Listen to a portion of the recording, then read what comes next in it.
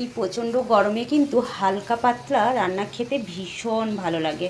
আজকে তাই একদম হালকা পাতলা খুব কম মশলা আজকে বানাবো বরবটি, আলু, বেগুন দিয়ে আর টমেটো পেঁয়াজ কেটে নিয়েছি দিয়ে একটা সুন্দর চচ্চড়ি রান্না করব, যা খেতে দারুণ লাগবে আর এই গরমে মুখের রুচিও ফিরিয়ে আনবে। চলুন তাহলে শুরু করি। কড়াই বসিয়ে দিয়েছি, কড়াই গরম হয়ে গেছে, দিয়ে দিলাম সরষের তেল। তেল গরম হয়ে গেছে, দিয়ে দিলাম ফোড়নের জন্য 5 ফোড়ন আর তেজপাতা। এবার দিয়ে দিলাম কুচিয়ে রাখা পেঁয়াজ, দিয়ে দিলাম 1/2 চামচ আদা বাটা। পেঁয়াজ আর আদা ভাজা ভাজা হয়ে গেছে, একটা সুন্দর গন্ধ উঠেছে। এবার দিয়ে দেবো কেটে রাখা বরবটি।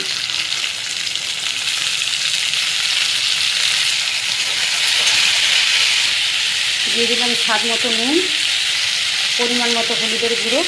বরবটিগুলো একটু মজে গেছে, এবার দিয়ে দেবো কেটে রাখা আলু। এবার দিয়ে দেবো একটা টমেটো কেটে রেখেছিলাম। এরপর দিয়ে দেবো কেটে রাখা বেগুন। সব কিছু ভাজা ভাজা হয়ে গেছে, এবার দিয়ে দেবো জল। এবার দিয়ে দেবো ঢাকনা। ঢাকনাটা খুলে দেখব। তৈরি হয়ে গেছে একদম শুকনো শুকনো একটা চচ্চড়ি। এই গরমে হালকা খাওয়া খুবই ভালো, তাই তেল মশলা কম দিয়ে একটা চচ্চড়ি বানিয়েছি। দেখো কত সুন্দর হয়েছে, একদম শুকনো শুকনো। এবার নামিয়ে দেবো। নামিয়ে দিলাম।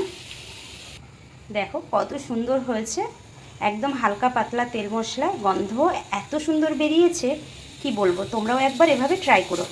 যদি আমার এই রেসিপি তোমাদের ভালো লাগে তাহলে আমার চ্যানেলটিকে সাবস্ক্রাইব করার অনুরোধ রইল।